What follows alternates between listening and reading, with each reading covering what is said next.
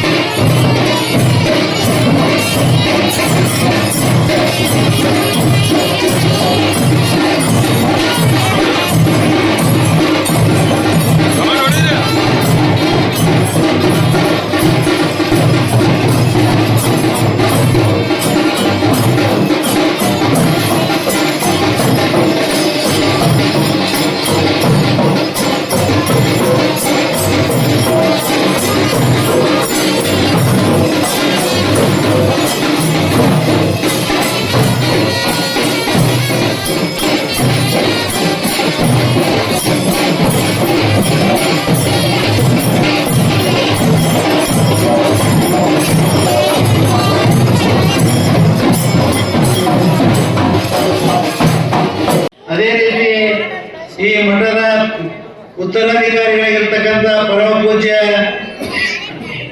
ನೀಲಕಂಠ ದೇವರ ನೀಲಕಂಠ ದೇವರು ವಿರಕ್ತ ಮಠ ರಡಗಲ್ ಪೂಜ್ಯರು ಕೂಡ ಅನಂತ ಸನ್ನಿಧಾನದಲ್ಲಿ ಅನಂತ ಶರಣಗಳನ್ನು ಹೇಳಿ ಇವತ್ತು ನಿಜವಾಗಿ ಬಹಳ ಸಂತೋಷದ ಸಂಗತಿ. ಯಾವ ಸಂತೋಷದ ಸಂಗತಿ ಅಂದ್ರೆ ರಟ್ಕಲ್ ಗ್ರಾಮದ ಸದ್ಭಕ್ತರು ಎಲ್ಲರೂ ಕೂಡಿಕೊಂಡು ಮತ್ತೆ ಮಠಕ್ಕೆ ಕೇಳಿದಾಗ ಉತ್ತರಾಧಿಕಾರಿಯನ್ನು ಮಾಡಿ ತೇರೆ ನಡೆದಿರಲ್ಲ, ಅದು ನಿಜವಾಗಿ ಸಂತೋಷ ಮತ್ತು ಆನಂದವಾಗಿರ್ತಕ್ಕಂಥ ಸಂದರ್ಭ ಇದೆ. ಯಾಕಂದ್ರೆ ತೇರು ನಿಂದಿರಲಿಲ್ಲ, ತೇರು ನಿಂದಿರಲಾರದೆ ತೇರನ್ನು ಎಳೆದು ಆ ತೇರೊಳಗೆ ಯಾರಿಗೆ ಕೂಡಿಸಿದ್ರೆ ಅಂದ್ರೆ ನಿಮ್ಮೂರಿನ ಮುಂದಿನ ಉತ್ತರಾಧಿಕಾರಿಯಾಗಿರ್ತಕ್ಕಂಥ ನೀಲಕಂಠ ಸ್ವಾಮಿಗಳಿಗೆ ಕೇಳಿದಾಗ ತೇರನಲ್ಲಿ ಕುಡಿಸಿ ತೇರನ್ನು ಎಳಿಸಿದ್ರಲ್ಲ, ಆ ತೇರು ಏನಾಯ್ತಂದ್ರೆ ನಿಜವಾಗಿ ಜಂಗಮ ಸ್ವರೂಪ ಆಯ್ತು. ಅದಕ್ಕಾಗಿ ಆ ತೇರಿಗೆ ಒಂದು ಕಿಮ್ಮತ್ತು ಬಂತು, ಬಹಳ ಖುಷಿ ಆಗ್ತದೆ. ಇವತ್ತು ನಾನು ಕಾರ್ಯಕ್ರಮದಲ್ಲಿ ಒತ್ತಡದಲ್ಲಿದ್ದೆ, ಬರ್ತರಪ್ಪವ್ರನ್ನು ಫೋನ್ ಮಾಡಿದ್ರು, ನಿಮ್ಮ ನೀಲಕಂಠ ದೇವರನ್ನು ಫೋನ್ ಮಾಡಿದ್ರು, ಬೇರೆ ಬೇರೆಯವರೆಲ್ಲರೂ ಫೋನ್ ಮಾಡಿದಾಗ ನಾನು ಇಲ್ಲಿಗೆ ಬಂದ ಮೇಲೆ ನಮ್ಮ ಮಠದಲ್ಲಿ ಪ್ರವಚನ ನಡೆದದ. ಬಸವದೇವರು ಬೆಳವಿ ಅಂತೇಳಿ ಪ್ರವಚನ ಮಾಡ್ತಿದ್ದಾರೆ. ಸರಿಯಾಗಿ ಅಂತ ಕೇಳಿದಾಗ ಅಲ್ಲಿ 7:30 ಗಂಟೆ ಪ್ರಾರಂಭ ಆಗ್ತದ. ನಾ ದೇವ್ರಿಗೆ ಹೇಳಿದೆ ನನಗೆ ಬಿಡಬೇಕು ಅಂತ ಹೇಳಿದೆ. ಅಪ್ಪಾಜಿ ನನಗೆ ಬಿಡ್ತೀವಿ ಬರ್ರಿ ಅಂತ ಹೇಳಿದ್ರು ಅವರು. ಆದರೂ ಅನಿವಾರ್ಯ ಕಾರಣದಿಂದ ತೇರಲಿಕ್ಕೆ ಸ್ವಲ್ಪ ಸಮಯ ಆಯಿತು. ಸಮಯ ಆದರೂ ಕೂಡ ಅಂತ ಕೇಳಿದಾಗ ಬಹಳ ಅಚ್ಚುಕಟ್ಟಾಗಿ ಚೆನ್ನಾಗಿ ನೀವೇನು ಮಾಡಿದ್ರೆ ಕಾರ್ಯಕ್ರಮ ಮಾಡಿವೆ. ನಿಮ್ಮೆಲ್ಲರಿಗೂ ನಿಜವಾಗಿ ಜೀವನದಲ್ಲಿ ಇವತ್ತು ಒಂದು ಮಾತು ನೀವೆಲ್ಲರೂ ನೆನಪಿಡಬೇಕು. ಗುರು ಸಿಗುವುದು ದುರ್ಲಭ, ಸಿಕ್ಕರೆ ಬಹುಲಾಭ ಅಂತ ಹೇಳ್ತಾರೆ. ಒಬ್ಬ ಜಾನಪದ ತತ್ವದ ಪದಕಾರರಾಗಿರ್ತಕ್ಕಂಥ ವ್ಯಕ್ತಿ ಏನ್ ಹೇಳ್ತಾನೆ, ಗುರು ಸಿಗುವುದು ದುರ್ಲಭ, ಸಿಕ್ಕರೆ ಬಹುಲಾಭ. ಹಾಗೆ ಮಠಕ್ಕೆ ಕೇಳಿದಾಗ ನಿಜವಾಗಿ ಗುರುಗಳು ಸಿಕ್ಕಿದ್ದಾರೆ. ಇಷ್ಟೆಲ್ಲ ಗುರುಗಳ ಸನ್ನಿಧಾನದಲ್ಲಿ ನಿಮ್ಮ